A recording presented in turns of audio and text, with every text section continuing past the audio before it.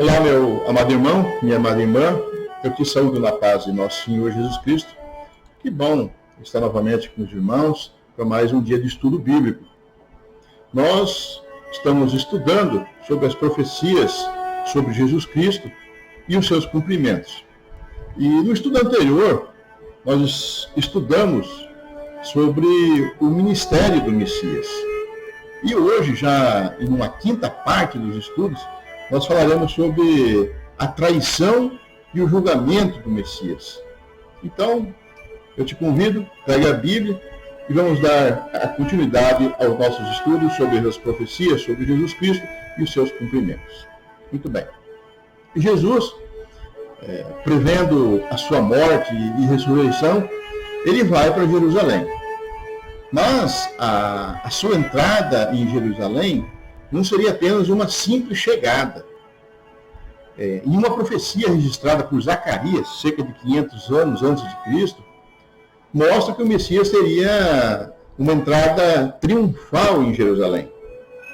Lá em Zacarias, no capítulo 9, versículo 9, a palavra ela fala assim: Alegra-te muito, ó filha de Sião, exulta, ó filha de Jerusalém. Vê, o teu rei virá-te justo e salvador, humilde, montado em jumento, num jumentinho, filho de jumenta. A palavra fala: alegra-te muito, ó filha de Sião. Exulta, ó filha de Jerusalém. Teu rei virá-te. E essa profecia, ela se cumpre quando Jesus foi para Jerusalém, prevendo já a sua morte e a sua ressurreição. E quando Jesus chega em Jerusalém, o povo recebeu Jesus com muita honra, recebeu com muita festas. E os registros dos cumprimentos dessa profecia, de Zacarias 9:9, está registrada lá em Mateus 21, no versículo 1, Marcos, no capítulo 11, versículo 1, também em Lucas, capítulo 19, 28, e João, capítulo 12. Mas eu vou ler apenas João 12 ao 15, que fala da seguinte maneira: No dia seguinte, a numerosa multidão que viera à festa, tendo ouvido que Jesus estava de caminho para Jerusalém, tomou ramos de palmeiras e saiu ao seu encontro, clamando: Hosana, bendito que vem em nome do Senhor e que é rei de Israel.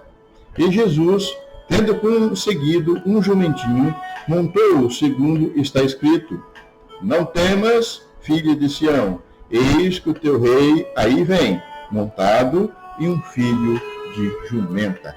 Glória a Deus. Então, cumpre-se dessa maneira mais uma profecia das antigas Escrituras, na pessoa do nosso Senhor Jesus Cristo. Profecia que o Messias teria e teve uma entrada triunfal na cidade de Jerusalém. Mas a ida de Jesus a Jerusalém tinha um propósito. Jesus seria o sacrifício para o perdão dos nossos pecados, conforme os planos da salvação de Deus. E para isso, o Messias seria traído por um amigo.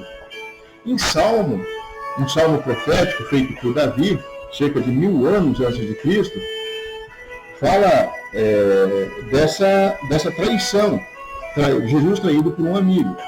E o Salmo 41:9, que fala assim: Até meu próprio amigo íntimo, em que eu confiava, que comia do meu pão, levantou contra mim seu calcanhar. E Jesus, quando estava para ser traído, ele fala para os seus discípulos que o Filho do Homem vai, ai daquele por intermédio de quem o Filho do Homem está sendo traído. E Jesus foi traído por um que comia com ele, que comeu junto na Santa Ceia, na última Santa Ceia. E então Mateus, no capítulo 26, 23, durante essa última ceia, lá Jesus fala para seus discípulos: que mete comigo a mão no prato, esse me trairá. E logo em frente, no versículo 25, Judas então pergunta para Jesus: acaso sou eu, mestre? E Jesus respondeu: tu o que dizes.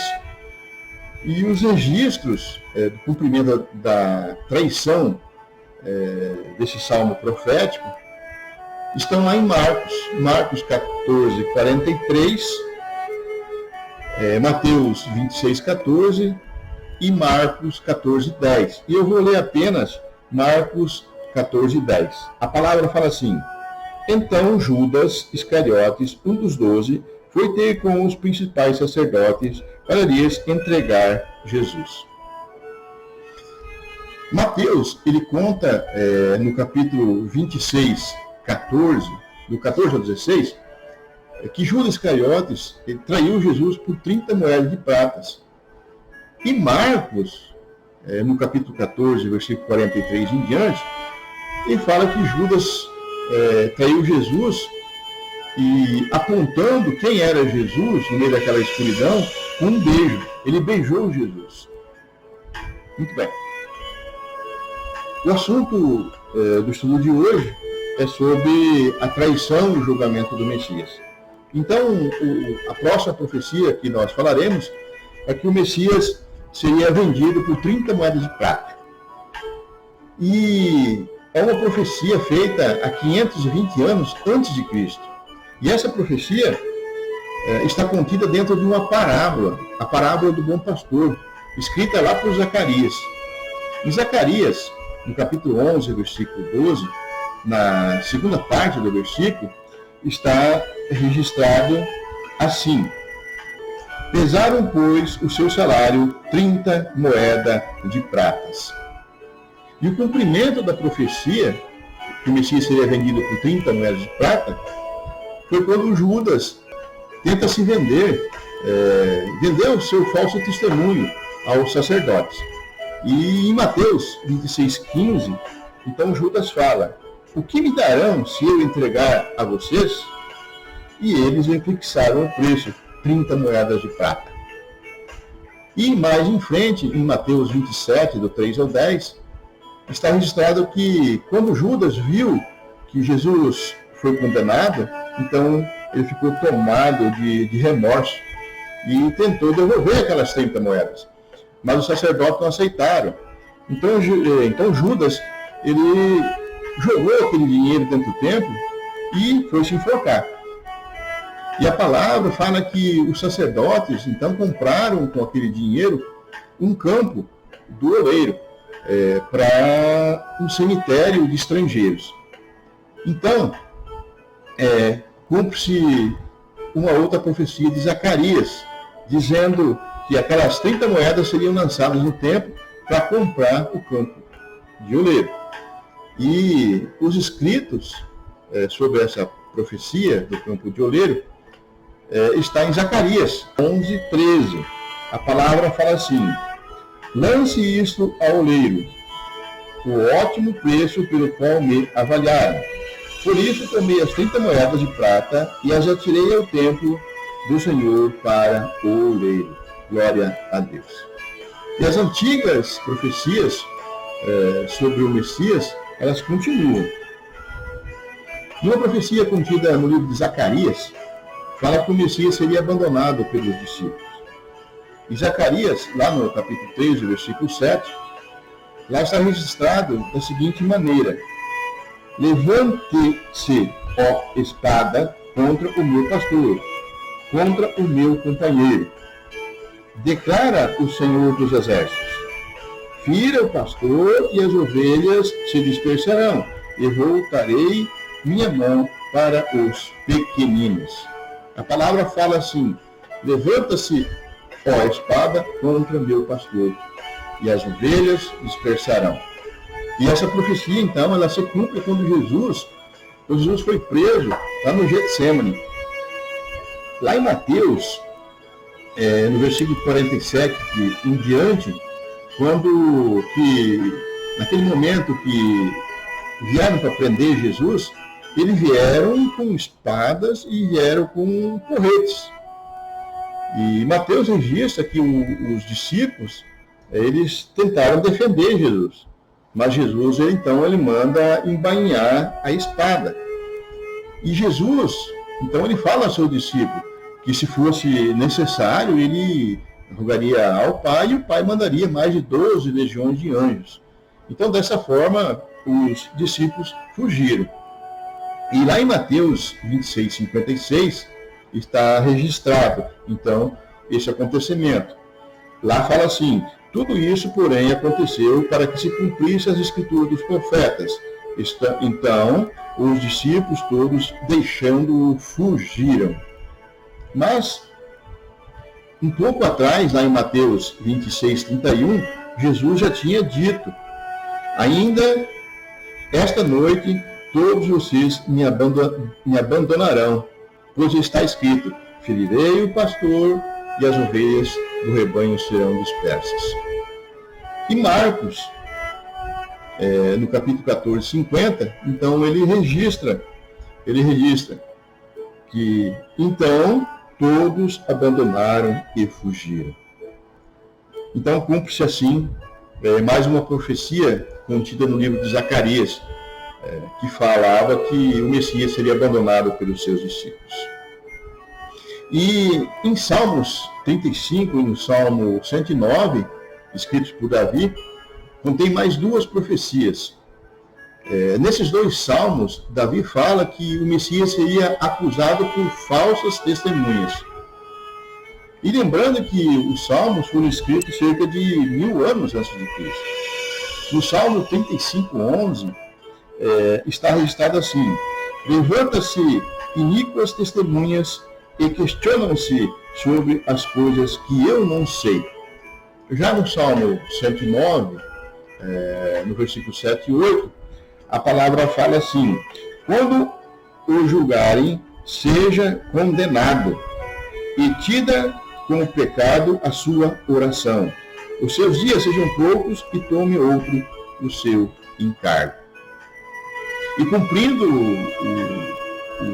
os dois salmos proféticos de Davi, ocorreu quando Jesus foi levado preso perante o Sinédrio.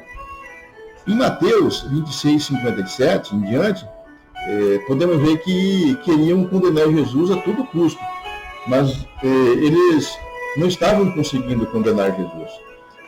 Não estavam encontrando argumentos suficientes para condená-lo, mesmo tendo falsas testemunhas. E em Mateus 26, no 60 e 61, a palavra fala assim: e não acharam, apesar de terem apresentado muitas testemunhas falsas. Mas, por fim, chegaram duas afirmando: este disse, eu posso derrubar o templo de Deus e edificá-lo em 3 dias. Ou seja, eles acusaram Jesus por palavras que ele tinha falado. Jesus, em certa ocasião, ele tinha falado: eu destruirei esse templo, em 3 dias eu o reconstruirei. Mas Jesus estava falando, estava se referindo a si próprio. Ele estava falando sobre ele e sua ressurreição. E as profecias, então, do Salmo 35 e 109, elas tinham falado já: levante-se iníquas testemunhas, seja condenado, e tida como pecado a sua oração. E Jesus estava sendo condenado por palavras, pela sua própria profecia de ressurreição, que ele seria ressuscitado. Ou seja, ele foi condenado pelas suas orações. Um tribunal de juízes que colocaram a oração de Jesus como pecado. E apenas para melhorar o nosso entendimento, eu falei sobre Sinédrio.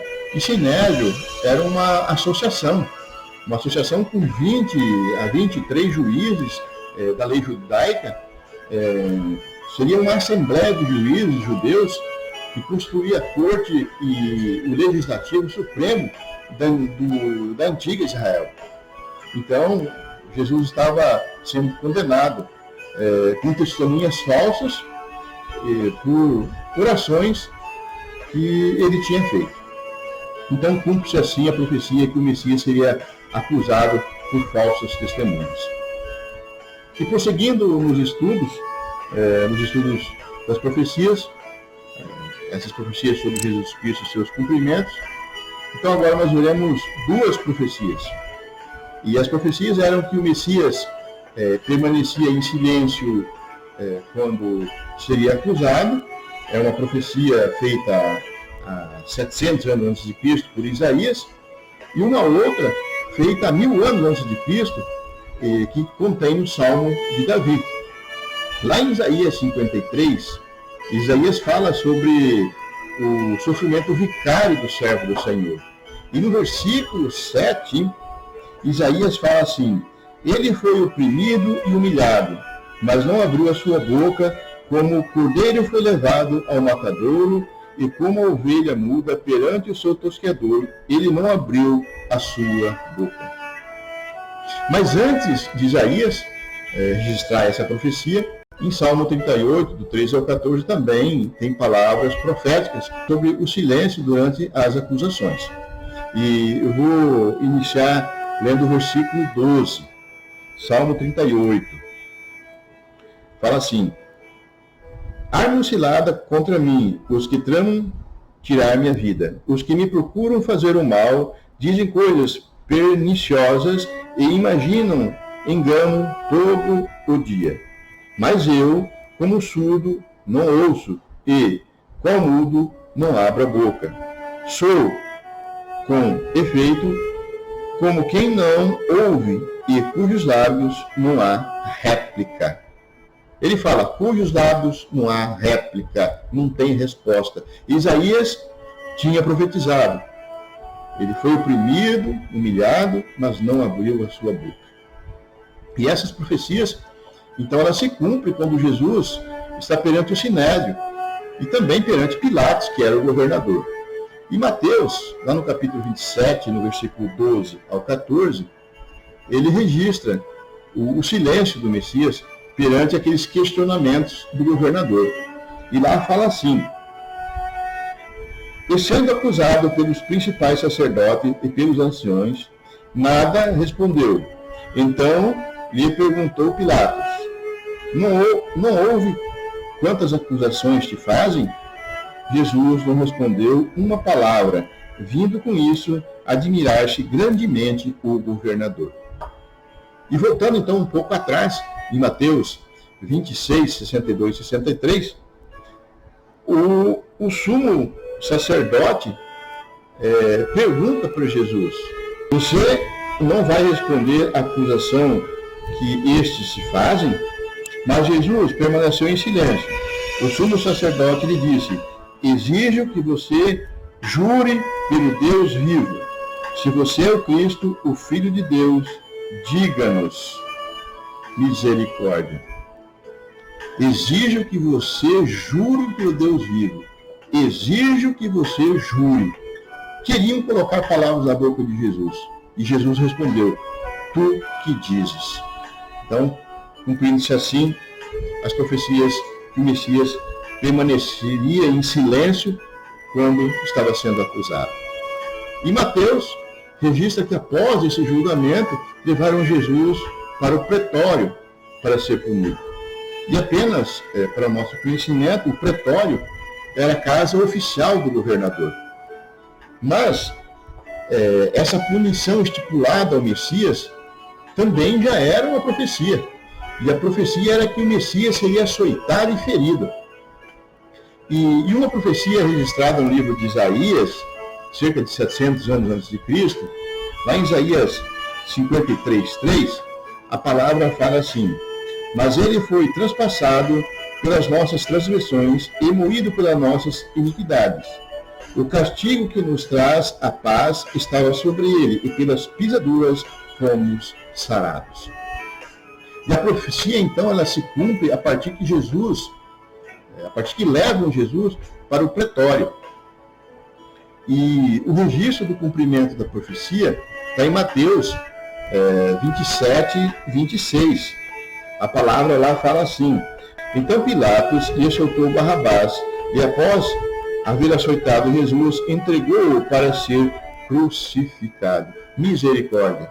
Mas damos glórias a Deus. Mas Isaías, ele continua as suas profecias. E uma delas é que o Messias seria golpeado e cuspido. Está em Isaías 56.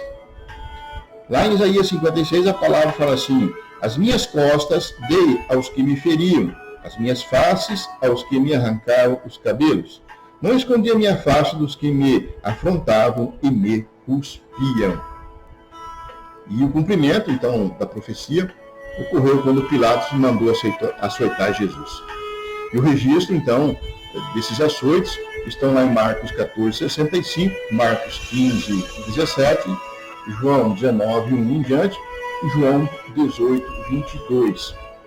Marcos, no capítulo 14, versículo 65, ele registra da seguinte maneira: então, alguns começaram a cuspir nele, a cobrir-lhe o rosto, a dar-lhe muros e a dizer-lhe: profetiza.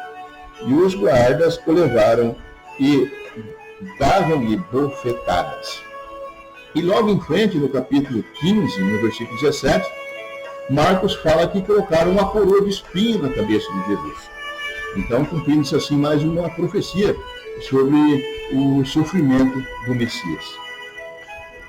E quase já finalizando os estudos de hoje, vamos ver apenas mais dois assuntos, duas profecias. Uma que o Messias seria escarnecido e outra que o Messias seria odiado sem motivo. E essas profecias estão contidas em Salmo, nos Salmos de Davi. Bem, no Salmo 22, que Davi escreve, existe uma parte profética. Lá no versículo 7 e no 8, a palavra fala assim: todos os que me veem zombam de mim, afrouxam os lábios e meneiam a cabeça. Confiou no Senhor, livre-o ele, salve-o, pois nele tem prazer. A palavra fala: zombaram de mim, meneiam a cabeça, chacoalham a cabeça. Eles diziam: confiou no Senhor, livre-o ele, salve-o, pois nele tem prazer. E no Novo Testamento, na Nova Aliança, os evangelistas Mateus e João então registram o cumprimento dessa profecia. E vou ler apenas Mateus. Está em Mateus 27, 39 ao 43, que fala assim: os que iam passando blasfemavam dele, meneando a cabeça e dizendo: ó, tu que destrói o santuário, em 3 dias o reedificas. Salva-te a ti mesmo, se é filho de Deus, e desce da cruz. De igual modo, os principais sacerdotes, com os escribas e anciões, escarnecendo, diziam: salvou os outros, a si mesmo não pode salvar-se. É rei de Israel, desça da cruz, e creremos nele. Confiou em Deus, pois venha livrá-lo agora, se de fato lhe quer bem, porque disse: sou filho de Deus. Blasfemavam e zombavam e meneavam a cabeça, cumprindo-se assim os escritos proféticos de Davi, que diziam que o Messias seria escarnecido. E a segunda e última profecia do estudo de hoje é Davi falando que o Messias seria odiado sem motivo. Está registrado no Salmo 69 e também no Salmo 35. Lá no Salmo 69, no versículo 4, a palavra fala: aquele que me odeiam sem causa são mais do que os cabelos da minha cabeça. Aqueles que procuram destruir-me, que me atacam com mentiras, são poderosos. Tenho que resistir o que não furtei. E no Salmo 35, 19, a palavra fala: não se alegram de mim os meus inimigos gratuitos, não pisquem os olhos o que sem causa me odeiam. O salmista fala: me atacam com mentiras, sem causa me odeiam. Ou seja, foi odiado sem motivo. E João nos mostra o cumprimento dessas profecias, as profecias de Davi. Ele mostra lá em João 15, 23, Jesus, ele fala: aquele que me odeia, odeia também o meu Pai. Se eu não tivesse feito entre eles tais obras, quais nenhumas outro fez, pecado não teriam. Mas agora viram e odiaram a mim e ao meu Pai. Mas é para que se cumpra a palavra que está escrito na sua lei. Odiaram-me sem motivo. Cumprindo-se assim, no Cristo, as palavras do salmista. Glória a Deus. Amados irmãos, estamos estudando as profecias sobre Jesus Cristo e os seus cumprimentos. E para hoje nós vamos ficar por aqui. No estudo anterior, nós estudamos sobre o ministério do Messias. Hoje nós vimos sobre a traição e o julgamento do Messias. E na próxima oportunidade, no próximo estudo, nós veremos mais especificamente sobre o sofrimento do Messias. Amados irmãos, eu quero te agradecer a você que esteve até esse momento comigo nos estudos. E eu conceituo cada vez mais a você estudar a Santa Palavra, para que você possa viver dentro da Santa Palavra. Quando você seja argumentado por alguém em cima da Santa Palavra, você tenha conhecimento para falar com propriedade a palavra de Deus. Eu quero pedir a Deus a proteção para você, as bênçãos para você, para o seu lar. Pai amado, Pai santo maravilhoso, neste momento, Senhor Deus, aonde essa pessoa estiver comigo, estudando a Tua Santa Palavra, Senhor Deus, dê sabedoria a ele, para que ele possa cada vez mais viver dentro da Tua Santa Palavra. Dê dignidade a ele, a família dele, que ele possa vivenciar cada vez mais, Senhor Deus, nos propósitos, Senhor Deus, nos propósitos do reino de Deus. Pai, abençoe a cada um onde estiverem, em nome de Jesus. E que a graça do nosso Senhor Jesus Cristo, o amor de Deus e a comunhão do Espírito Santo esteja convosco. Um abraço a todos e até a próxima oportunidade.